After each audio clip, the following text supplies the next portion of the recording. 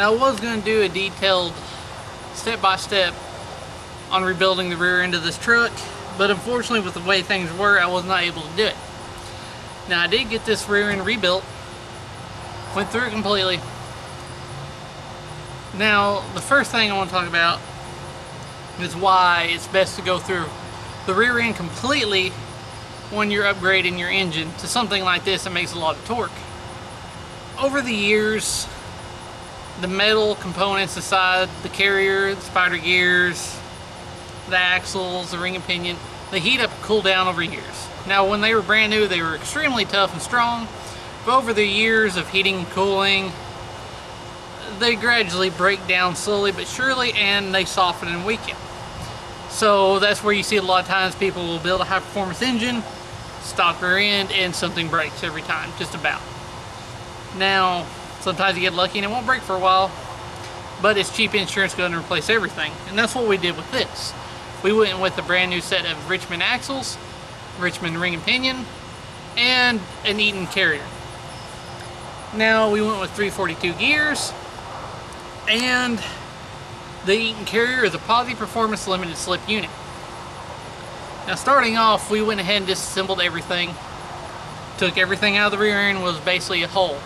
We drove the old races out, cleaned everything, installed the new races, and then started with the pinion. Now, what I'll say about a ring and pinion is do not mix ring and pinions.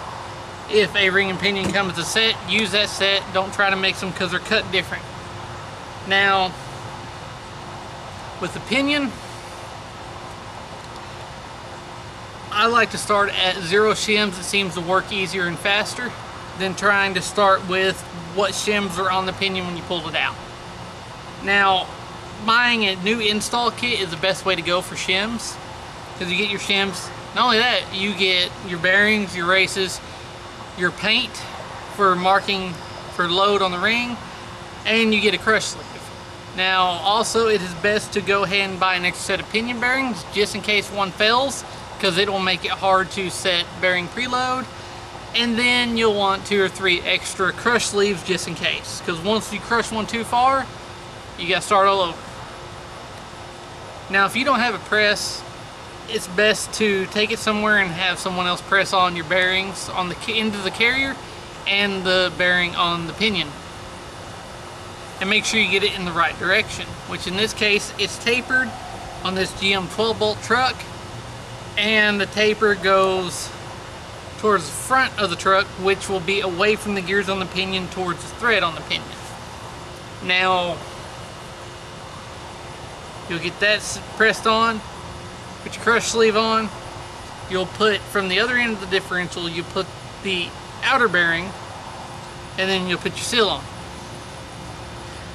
Now you'll slide your pinion up through the differential, and if you're like me, I have to do everything just about by myself most of the time, and that can be tricky if you're trying to push the pinion up, reach around, and get the yoke started enough to get the nut on so it doesn't fall back out on you sometimes.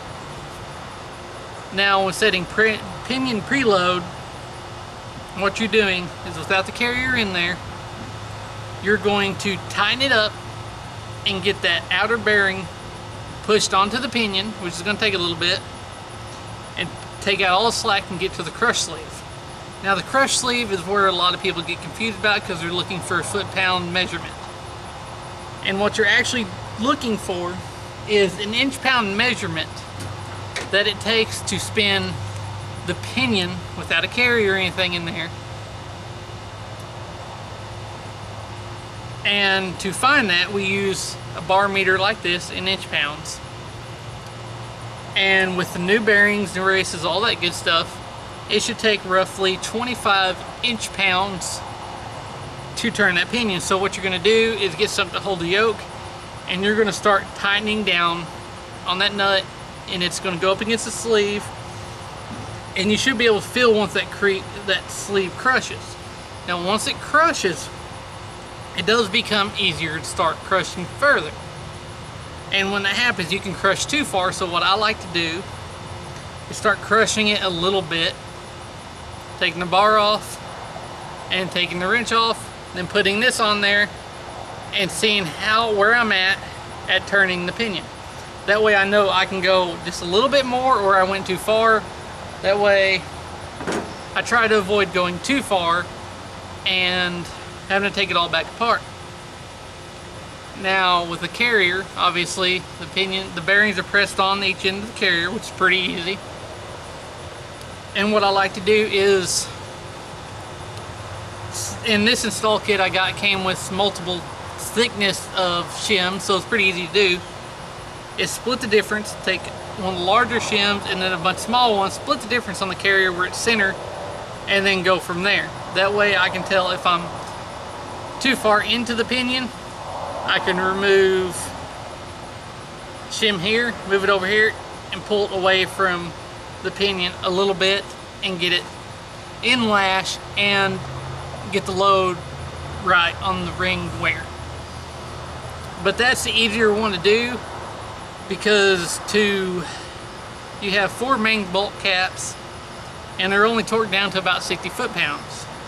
So all you have to do is loosen those back off and just move a shim around to set it up. The pinion is a hard one because you gotta basically knock the pinion out of the outer ring and then go back, pull the bearing off the pinion with the press again, and then add or remove shims. So that one's a more complicated one. That's why I start off with 0, because it seems a lot of time with all new components, 0 seems to work very well to start with.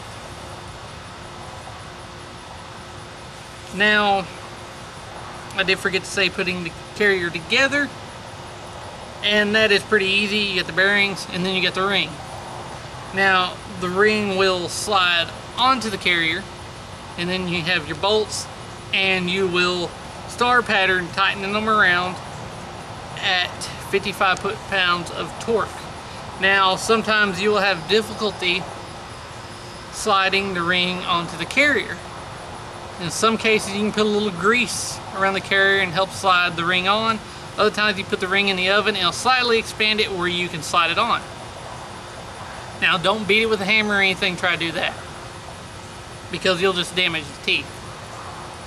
And also keep a note that if you order a carrier, be sure that you're looking at what ring set that is compatible with, excuse me.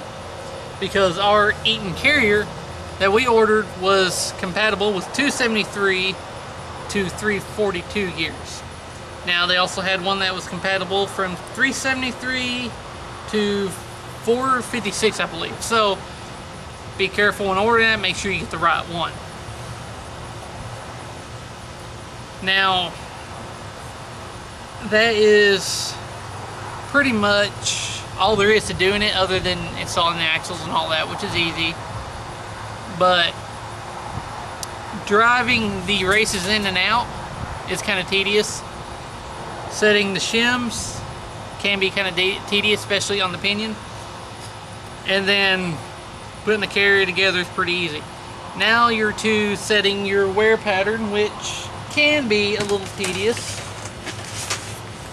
If I can find...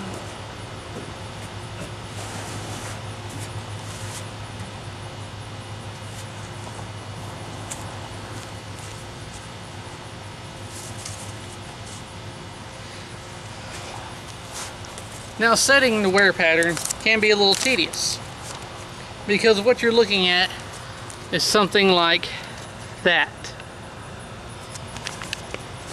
Now, when doing so, that's when you take the paint, mark it on the ring, spin it by hand, that's without the axles in it, and check to see where it is. Now, that takes a little time, a little patience, but what you're wanting to do is basically, with the carrier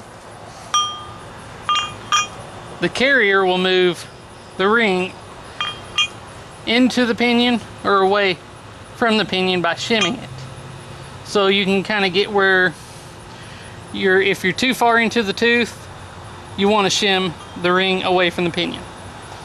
Now, With the pinion shims, it's your toe and heel, which if you're too close to the heel here, you're going to shim it inwards and get closer to the toe.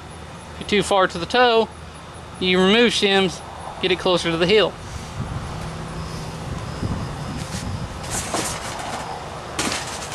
Now sometimes that can get confusing due to the simple fact that the ring and pinion's here, you're looking at it here, and you got to kind of flop it around your head a little bit. Now, a lot of times with aftermarket gears, it's a little closer to the toe, so keep that in mind.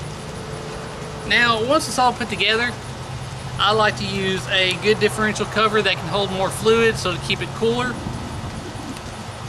and just help everything last longer. Now, another thing to be sure of is when installing something like that, especially our limited slip unit, you want to use a good friction modifier. Then put it all together, follow your braking procedures that come with your ring and pinion, because they have a braking procedure, but usually your carriers like our Eaton does not. As you can see, it's also started raining on me, which is a problem I've been having lately, is it just pops up storms and rains all the time, which is another reason why I couldn't hardly film it.